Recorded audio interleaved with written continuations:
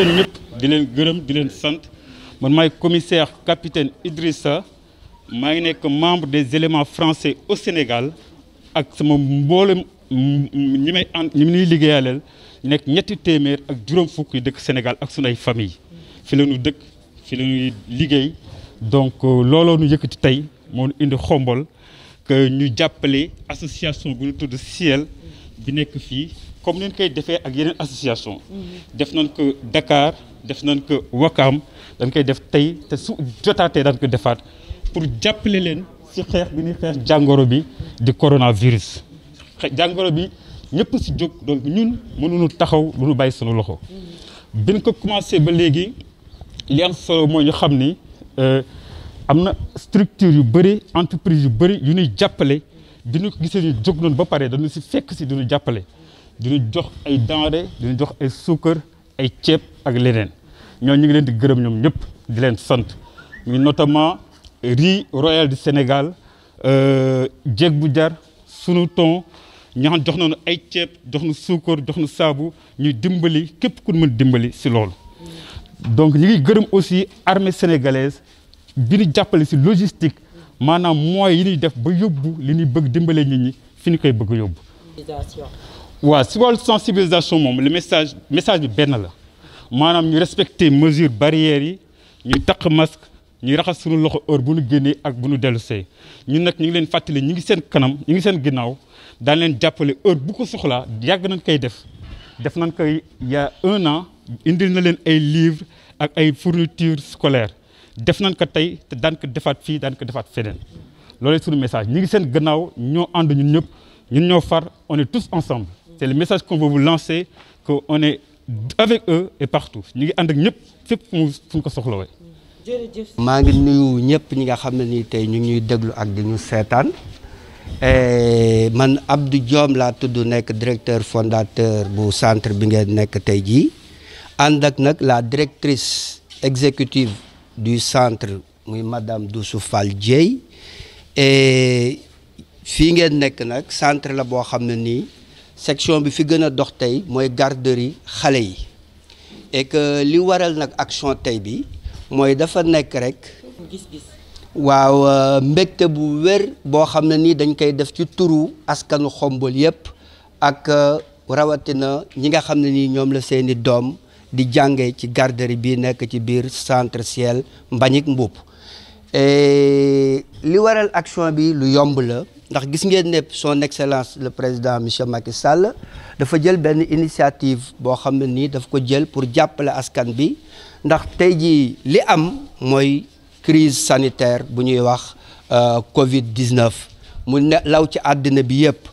ñu dem nag jël ay mesures yoo xam ne dañu bëgg a dakkal dem beeg dikk bi dañu bëgg a dakkal nit ñi di liggéey te loolu nag nit ñi mënoo leen a di ne da nga leen di dindil feebar bëgg leen a teg feebar ndax soo leen bàyyee ñu toog ci seen biir kër defe naa ne day nekk saafara su jur jàngoro moo tax nag bi loolu amee ñun dañoo yàgg liggéey ak élément français du Sénégal comme ni ñu ko capitaine Idrissa waxe léegi bi ñu demee di liggéey ak région Occitanie bibliothèque médiathèque bi nekk foofu di médiathèque José Cabani dañu mayen ay livres yu bëri ak ay fournitures scolaires yu bëri école Xombol yi mais nag comme ñun dañoo nekk di yëngatu ci lu ñuy wax social ak humanitaire amuñu woon doole pour jël conteneur boobu jële ko France indi ko Sénégal ci la ñu contacter armée française ñu boole ñu ak élément français du Sénégal bi loolu amee général Bruno Biat bi nga xam ne nii ñëw na fii bi ñuy joxe livre yi boole ñu ak ay éléments ñu indil ñu gratuitement bi ñu jëlee bagage yu Toulouse Toulon foofu rek laa fayee li ci des ba ñu ko jëlee Toulon ba bi muy agsi Xombal ñun fayu ñu armée française moo ñu ko indil bi loolu amee général bi ñëw fii nañu ñun kat li ngeen di def fii doy nañu dinañ jéem a liggéey ak yéen comme nag tey jii crise sanitaire bi am na ñu xam ne ñi seen doom di jàng fii ndax jardin bi dañ ko def jardin ndimbal jaboot seen doole bariwul ci laa ne man ak suma partenaire bu nekk France boo xam ne nii ñu ngi nekk benn club UNESCO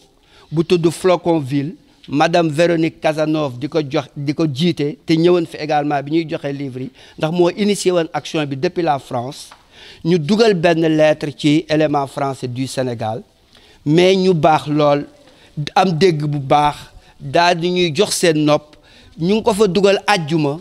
altine ñu wooma ne ma alxames dinañ jëm jàppale ñi nga xam ne nii ñoom am seen doom ca centre ba foofu ci laa woowee directrice bi woo gestionnaire bi ñoom ñu lënkoo ak ñoom mais bul fàtte ne ci ginnaaw action yooyu yëpp nag population yëpp a ngi ci représenté par jot nañu délégué de quartier bi wax ko club UNESCO bi président mu nga ne toog mu ngi fi Moriña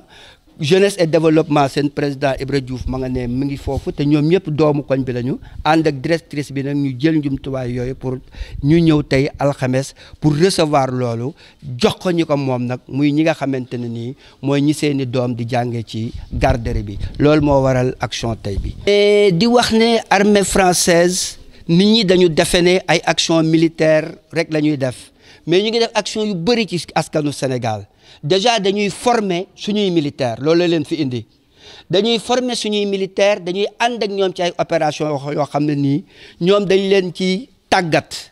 ba nga xamante ni ñoom dinañu mën a jël loolu moomal ko seen bopp di ko def loolu action la bu ñuy def au niveau national di ko def ci Afrique bi mais également armée française dañuy def ay action civile dañuy liggéey ak nit ñi di leen jàppale ci seeni bëgg-bëgg su fekkee ne ñoom am nañu man-man ba am nañu kàttan ga ndax looloo taxal ñu indil ñu livre yi ci bateau fay ñu dara ba exposé ko ci camp Saint-Exupéry à Dakar ñun ñu dem jëli ko kon nag ñoom du ñu leen gis rek ci tenue bi mais dañ leen di gis également ci jàppalante bi ñuy def ak askan wi te loolu defe naa lu am solo la mooy tey action bi ñu def jël ay denrées alimentaires ci période bu metti bi ñëw ne dañ koy jàppale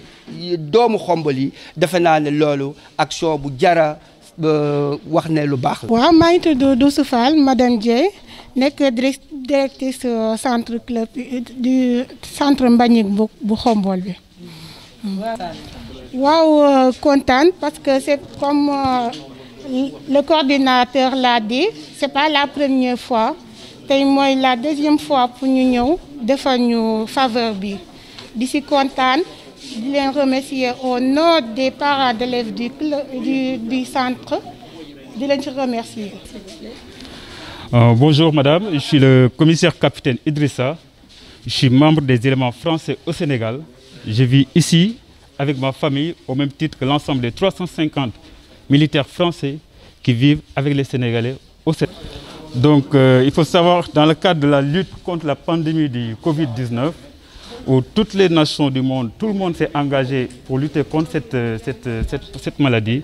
nous, plus que jamais, nous sommes engagés en tant qu'éléments français au Sénégal. Aujourd'hui, on est présent sur Xombol pour accompagner, aider et appuyer cette association qui s'appelle Ciel, qui travaille dans le cadre du développement communautaire, qui travaille dans le cadre de la lutte contre la malnutrition et qui accompagne aussi des familles. Nous l'avons accompagné depuis toujours, depuis de longues années. Pas plus tard que l'année dernière, nous l'avons accompagné dans la livraison des livres et fournitures scolaires. Cette année encore, plus que jamais, c'est un devoir pour nous d'être présents pour les accompagner. Pour nous, c'est important que toutes les couches de la population se mobilisent pour accompagner ces associations et pour tous lutter contre cette pandémie du Covid-19. Il faut savoir aussi que depuis le déclenchement de cette action que nous avons menée au sein des EFS, il y a beaucoup d'associations, beaucoup de mouvements, beaucoup d'institutions qui nous ont manifesté leur soutien et qui toujours nous appuient dans ces actions que nous sommes en train de mener. Nous les remercions tous. C'est notamment le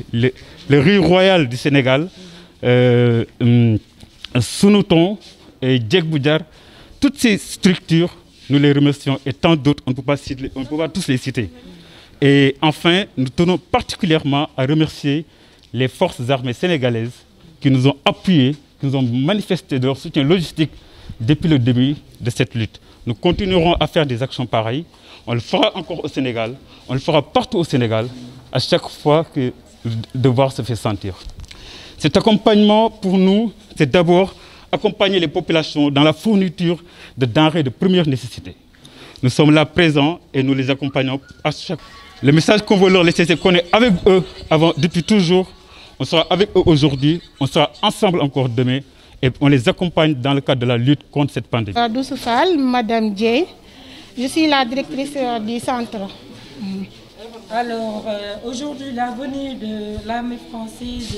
dans vos locaux et cette action qu'ils ont fait, qu'est-ce que vous pouvez nous en avancer de plus? On peut dire que ce n'est pas la première fois qu'ils nous ont donné leur main. C'est la deuxième fois. L'autre fois, c'était ils nous ont fait le transport des matériels de la France jusqu'à Khombole.